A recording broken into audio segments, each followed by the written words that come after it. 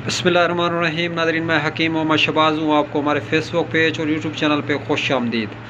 तो बात करेंगे थोड़ा ओलिव ऑयल के हवाले से। जैतून जो है, रोगन ज़ैतून, इसके क्या क्या बेनिफिट और क्या क्या फ़वाद हैं और इसके क्या क्या साइड इफ़ेक्ट हैं।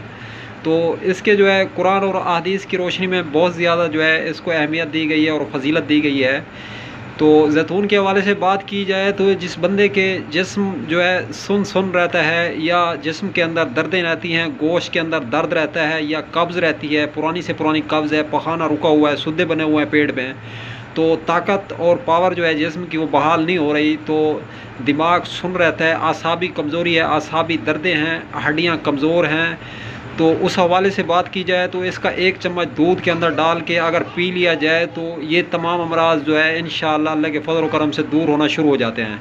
तो जैतून की जो अफादियत है इससे इनकार नहीं किया जा सकता, क्योंकि जैतून के हवाले से नबी पाक सल्लल्लाहु अलैहि वसल्लम ने इरशाद फरमाया है कि जैतून जो है एक मरतबा जिस्म पर लगाने से 40 दिन तक शैतान नज़दीक नहीं आता। जैतून के बारे नबी पाक ने फरमाया है कि जैतून को खाओ भी सही और लगाओ भी सही, क्योंकि इसमें शिफा है।